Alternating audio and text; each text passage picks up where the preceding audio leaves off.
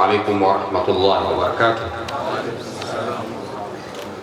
إن الحمد لله نحمده ونستعينه ونستغفره ونعوذ بالله من شرور أنفسنا ومن سيئات أعمالنا. من يهده الله فلا مضل له ومن يضلل فلا هادي له. وأشهد أن لا إله إلا الله وحده لا شريك له وأشهد أن محمدا عبده ورسوله أرسله بالهدى ودين الحق ليظهره على الدين كله ولو كره المشركون. أما بعد، فإن أحسن الحديث كتاب الله وخير الهدي هدي محمد صلى الله عليه وآله وسلم وشر الأمور محدثاتها وكل محدثة بدعة وكل بدعة ضلالة وكل ضلالة في النار. أعاذنا الله منا وإياكم من النار. الأدب ثمرة العقل. 1928 katika nchi ya Masri kulikuwa na mwanachuoni alikuwa anaitwa Hassan al-Banna. Alianzisha moja ya makundi yaliyokuwa yanafahamika ya Ikhwanul Muslimin au Muslim Brotherhood, moja kati ya wanaharakati wakubwa sana katika nchi ya Masri. Na miongoni mwa harakati zake ilikuwa anajaribu kumobilize vijana namna gani wanaweza kuwa na tabia zilizokuwa njema na namna gani wanaweza kulikomboa taifa la Misri kupitia tabia zao njema walizokuwa nazo.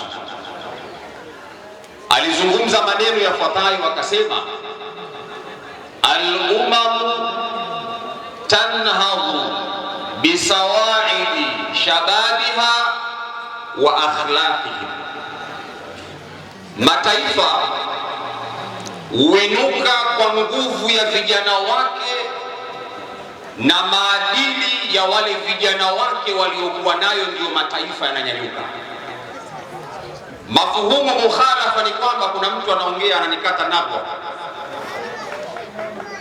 Mafuhumu mukhalafa, taifa likiwa na vijana ambao hawana maadili yaliyokuwa mema, waliokosa adabu zilizokuwa njema, maana yake ni kwamba matunda ya ujana wao yanakuwa yanakosekana kwenye taifa, na ile impact ya ujana wao inakuwa haiwezi kuonekana kwenye taifa kwa sababu wamekosa tabia au adabu iliyokuwa njema. Ndio maana akasema al-umamu tanhadhu bisawaidi shababiha wa akhlaqihim, mataifa huinuka kwa nguvu ya wale vijana wake na tabia njema za wale vijana wake, ndio mataifa yanapata nguvu ulimwenguni.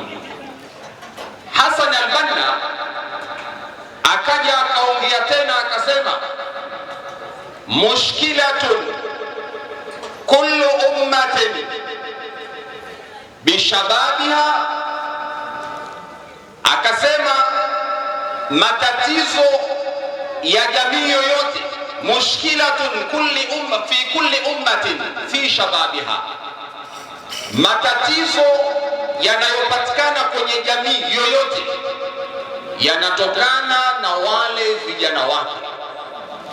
Fa in salahu saluhatil umma, ikiwa wale vijana watakuwa sawasawa kitabia, kimwenendo, kiadabu, jamii nzima itakuwa imesalimika.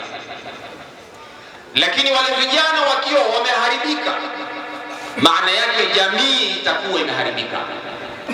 Mushkilatun fi kulli ummatin fi shababiha, matatizo ya jamii yoyote mnayoyaona duniani yanatokana na wale vijana wake. Fa in salahu saluhatil umma, vijana wakiwa sawasawa na jamii itakuwa imetengemaa sawasawa. Al-adabu thamaratul aql, adabu ndiyo inayoweza kumfanya kijana aweze kuleta impact kwenye jamii.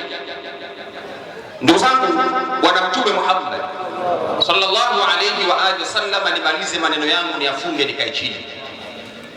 Katika mwezi wa Muharram tuliokuwa nao, ni mwezi wa kwanza katika historia ya Uislamu kwa maana ya kalenda ya Hijiria. Imeitwa Hijiria kalenda ni kwa sababu ya hijra ya Mtume kutoka Makka kuhamia katika mji wa Madina. Japokuwa kuna kalenda nyingine ya kupokelea mshahara inaitwa Gregorian calendar ya January up to December. Zamani ilikuwa inaitwa Julian calendar, wakaja wakaibadilisha. Pope Gregorian the 16 akaibadilisha ikawa inaitwa Gregorian calendar. Ndio hii ambayo watu wanaendea shule kwenye mishahara, inaitwa Gregorian calendar. Lakini kalenda ya Kiislamu inaitwa Hijiria kwa sababu ya hijra ya Mtume kutoka Makka kuhamia Madina. Lakini kabla ya Mtume kuhamia Madina, Mtume alimtuma kijana mmoja aliyekuwa akiitwa Mus'ab ibn Umair atoke pale Makka aende Madina kupeleka habari ya Uislamu akiwa na umri wa miaka 27. Alipofika katika mji wa Madina, Mus'ab ibn Umair alipokelewa na kijana wa Kimadina aliyekuwa anaitwa As'ad ibn Zurara ambaye alikuwa na umri wa miaka 17. Hawa ndio vijana wawili ambao walianza kuendesha harakati za Uislamu katika mji wa Madina kabla ya Bwana Mtume Muhammad sallallahu alayhi wa alihi wasallam ajahamia katika mji wa Madina. Wakati Mtume anakuja katika mji wa Madina, alikuta vijana wale wawili wameshawaingiza watu 400 katika Uislamu.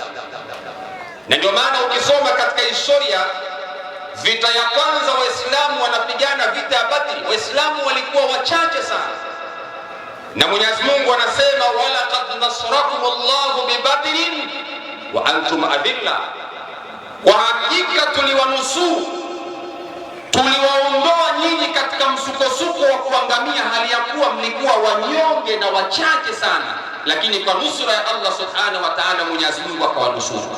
Walipigana vita Badri wakiwa 314 katika riwaya yenye nguvu. Lakini kazi kubwa walioifanya vijana hao wawili, Mus'ab ibn Umair pamoja na As'ad ibn Zurara, ndio watu walioweza kuwaingiza Waislamu 400 katika Uislamu katika mji wa Madina. Tazama impact, tazama nguvu ya vijana wa Kiislamu. Mus'ab ibn Umair na As'ad ibn Zurara wanakuwa ndio watu wa mwanzo kuuingiza Uislamu katika mji wa Madina. Vijana wenzangu wa Kiislamu, kilichowavutia watu wa Madina kwa Mus'ab ibn Umair ni adabu yake aliyokuwa nayo, ndio iliwafanya watu waingie katika Uislamu. Al-adabu thamaratul aqli. Walikubaliana naye fikra yake ya Uislamu ni kwa sababu kijana yule alikuwa ana adabu. Na kuna watu waliingia katika Uislamu katika mji wa Madina kwa namna ambavyo Mus'ab ibn Umair alipokuwa anaamiliana nao katika mji wa Madina. Wewe na mimi kama vijana wa Kiislamu, akhlaki zetu na tabia zetu na adabu zetu zinaweza kuwashawishi wengine kuingia katika Uislamu? Tuna impact gani katika Uislamu? Wakati Mtume anaingia katika mji wa Madina, alikuta mji wa Madina una tatizo la watu wanapata magonjwa ya kuhara.